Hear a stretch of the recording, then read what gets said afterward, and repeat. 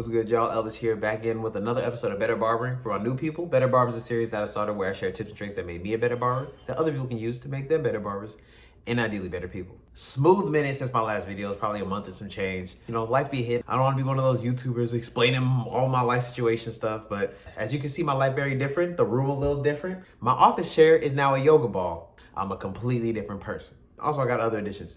Bailey, come here. Hey, boy, how you doing, boy? Oh, I love him, but he is a handful. All right, now. So through my whole barbering career, I've come across a lot of barbers, and everybody is seemingly trying to progress in their business. But I noticed a few qualities that I consider career killers for barbers. Most of these I see in beginner barbers, but a lot of them I can see in veteran barbers. Veteran barbers tend not to have a lot of these characteristics. But for the ones that do have some of these characteristics, I know that they are low-key handicapping the growth of their career. So today I'm sharing my top 5 list of barber career killers.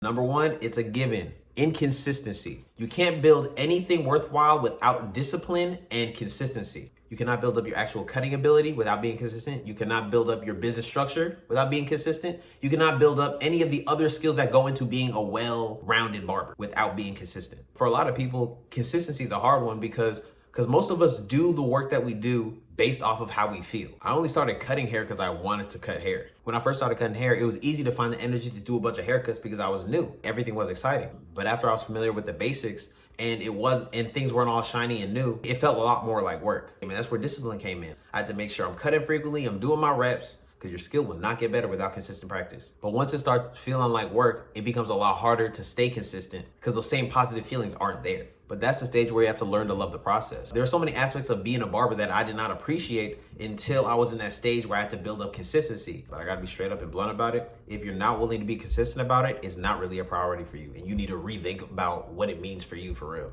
Because you consistently do everything you need to do. All the things that you really care about, you don't feel like you have an option. Like, people complain about bills every month, but they still pay those bills and get those handled. Well, the responsible people. People can be really consistent with the things that they don't like, but then with the things that they say that they care about, they'll bullshit. And that's just kind of wild to me. This is my own personal philosophy, and I don't think it applies to every situation. But honestly, in my heart, I believe, like, if you're not trying your hardest, what is the purpose in trying? Especially when we live in a world full of options that we care about. All right, number 2 career killer. Being cheap. So I kind of split this up into 2 parts. The first part is actually about being cheap.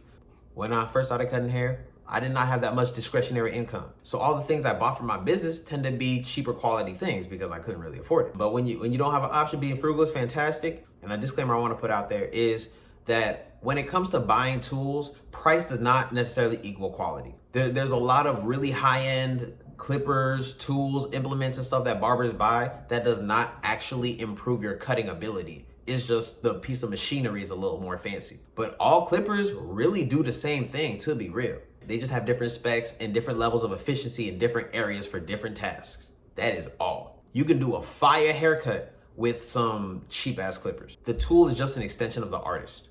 But what I mean as far as considering being cheap a career killer is not necessarily just being frugal, but being cheap in the sense of not investing in your business, or at least investing in the ways that actually maximize your business. I know a lot of barbers that don't like online booking and stuff like that because it's a fee every month, or you pay it once for the year. And I think ideally you should try to keep your overhead as low as possible, but think about how the money you're spending is influencing your business.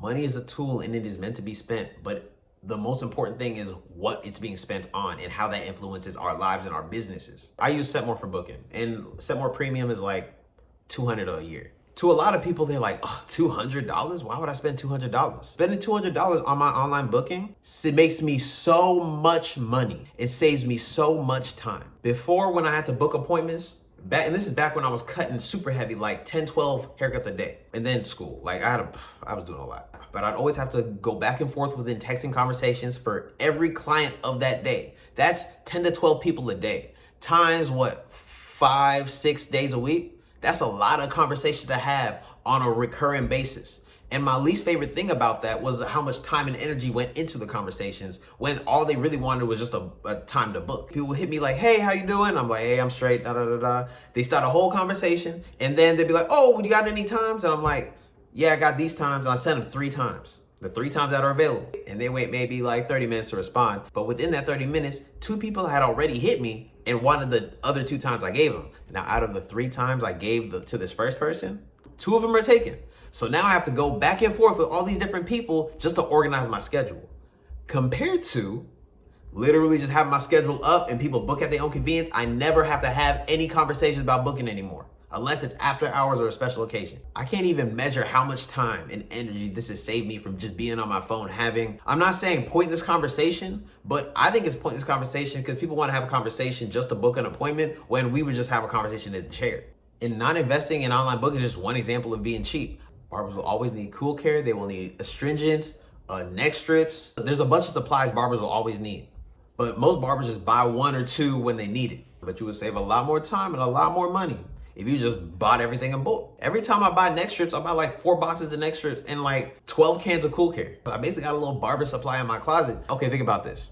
I don't know exactly how long a can of cool care lasts. Let's say you go through like 12 cans of cool care in a year. That's like 1 can a month. That is a monthly trip to the beauty supply store, assuming that there isn't other stuff you need. But the time and energy I save getting a bulk order of supplies to my crib from Amazon versus making frequent trips to the beauty supply store saves me so much time and energy, as well as gas and hella other resources. And also saving myself some stress of knowing, oh man, my can of cool care is about to run out, and then I gotta run to the beauty supply store in between these appointments. And y'all know life just pops up. And depending on how you invest your money within your business, you can put more food on your plate with less work, for real. Now all the bandwidth and energy that would have been taken up by running around doing these little miscellaneous tasks is freed up to do anything I want.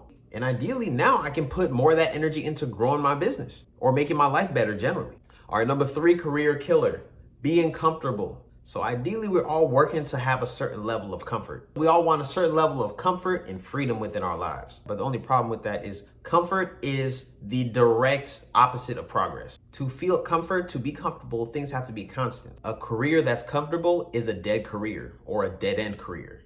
But because barbering is so lax and you can make it fit whatever lifestyle you want for real, most people try to set it up to be comfortable. And I can understand, like, being a barber is a lot more comfortable than being an employee for me, but that's more about me leaning into my gifts and utilizing my gifts to build my career and my lifestyle a specific way. But from my perspective, the lifestyle I live now is a lot more comfortable than when I used to be an employee and I was within someone else's structure and I didn't have sovereignty for real. I didn't have control of my time and my energy and how that was spent.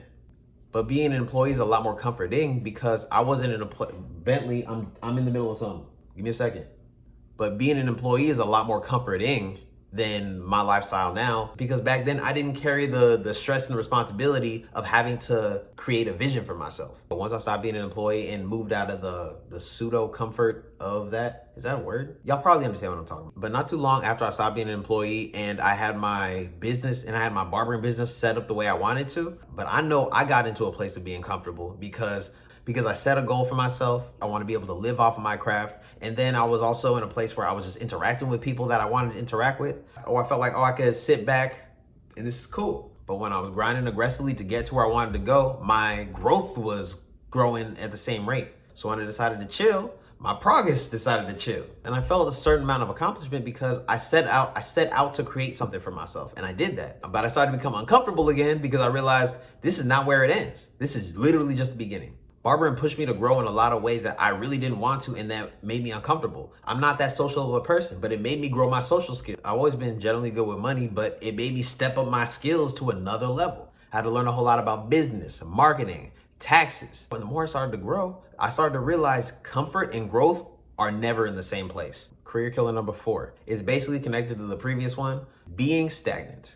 Being comfortable and being stagnant go hand in hand. Like, being stagnant really comes down to not wanting to evolve. Like, growth is uncomfortable, but evolving is scary as shit. Evolving puts you in a whole nother environment with completely different circumstances. It puts you in a position where you have to relearn things that you thought you knew. If anything is gonna kill your career, it's being stagnant and just not wanting to evolve. Anything that does not evolve will die. As a barber in the barbering industry, even the barber industry evolves. Before COVID, there's a lot of people doing appointments, but there's a lot of walk-ins. And now people that exclusively did walk-ins either have to stop because they can't do walk-ins anymore, or they have to change how they do their business. And I'm not saying you have to implement all the flashy new shit in the barber industry to stay relevant, but you have to be willing to evolve in a way that is conducive to the goals that you have for yourself. It's a lot harder for people to tell now, but I am the biggest introvert. I could spend a week by myself not talking to nobody. It's a good time. And when I first started cutting hair, I really didn't care about talking to people. I just wanted to cut hair. I like cutting hair. I was a hair cutter. I was not a barber. The difference between a hair cutter and a barber is the relationship with the client. Because a barber is a hair cutter, but a hair cutter is not a barber. But with talking to people, I was awkward as shit. I was just sitting there, cutting hair quiet as shit, not making conversation. And any seasoned barber knows barbers that don't make conversation tend to have a harder time with client retention. Like, because people can like your product or your service or whatever, but what makes somebody a client is their relationship with you. If they just want the service, they'll just get the service, and it's nothing to just go get a similar service or a better service from somebody else, especially if there's no personal relationship. From the moment that you acknowledge it and you realize that you're stagnant, every second you wait to evolve or make the change that you need to, you are literally robbing yourself of time and you are denying yourself of the vision you have for the future. All right, my number 5 barber career killer: scarcity. Before your business can become whatever you want it to be, before you can make any changes in your life that you're specifically looking for, you have to have the mentality for it. Good luck winning anything with a losing mentality. Good luck being positive with a negative mentality. For the goals that you have for yourself, you have to have a mentality that is appropriate. Most people, but then as a result, most barbers have a scarcity mentality. People are in the space where they're trying to protect the little that they have, not understanding how much is really out there for them. There are damn near 8 billion people on this planet. I don't know how many barbers are on this planet, but there are for damn sure enough clients to go around. Even in a small city, nobody needs to be in a place where they're trying to poach somebody else's clients. But it comes from a place of scarcity. If people think there's not enough clients out here for everybody, they're gonna try to grab everybody else's clients. But the wild thing about mindset is that it frames up your reality. Because it doesn't matter if there's, let's say, 2,000 possible clients in your direct area. If you think that there's no clients out there for you, you're never gonna see those clients, so they do not exist to you. So you basically don't have any clients out here. But the same can be said about an abundance mentality. There are damn near 8 billion people in the world, and I only really have the time to cut, let's say, maximum 15 people a day. I don't even cut that much now, assuming I was in a place where I wanted and had the ability to cut that much. That's not that many people. Like, let's say 15 people a day, even if I'm packed out all week, is not that many people. Okay, especially compared to like the population of a city or a county. That is such a tiny percentage. That is almost a negligible percentage of the population. Like, hypothetically, that's a smooth living I'm making off that. And that's not even talking about the people that my clients would recommend and the people that they would recommend and basically all the people watching me on social media. There's so many options out here. Just having an abundance mentality opens me up to all these options. All right, so that was my list of my top 5 barber career killers. If y'all had any other ones to add, go ahead and comment those down below. Share that knowledge with us. You know, we'd appreciate that. But thank you for watching. If you got any value, go ahead, like and subscribe. If you haven't already, follow me on Instagram and TikTok at Cuts by Elvis and at Better Barbering.